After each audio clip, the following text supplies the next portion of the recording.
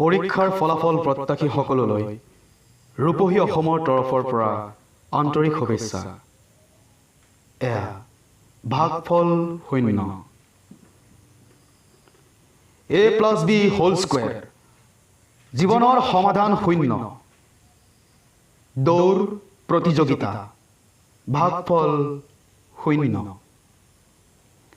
জীৱনৰ যোগ বিয়োগত অংকবোৰ হৈ যায় জংক পংক মাৰ্কশিটৰ মেট মৰা বোজা কেৱল হতাশা নাঙলৰ মুঠিত নাই শকতিৰ জোৰ প্লাছ মাইনাছৰ হেঁচাত যেন আজি আমি নিসংগ বৃদ্ধ পিতৃৰ পেঞ্চনৰ টকা ফাইলত আবদ্ধ মোৰ ফলাফলৰ বোজা কিমান কিমান আৰু প্ৰতিযোগিতা নিৰাশা নিৰাশা নিৰাশা হেৰো ভাইহঁত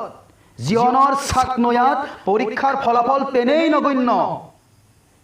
জীৱনৰ খোলা বোমা অৰ্থহীন আজিৰ শিক্ষা ব্যৱস্থা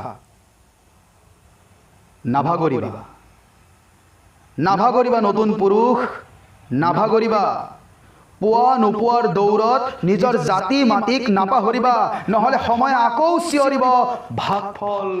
0 ধন্যবাদ হে পৰীক্ষাৰ্থীসকল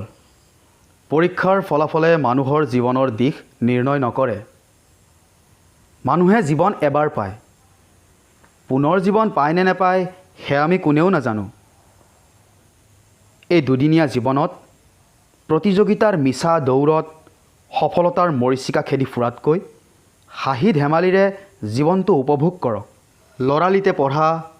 সেই কুহিপাঠৰ একেবাৰে নোৱাৰিলে 100 বাৰে কৰা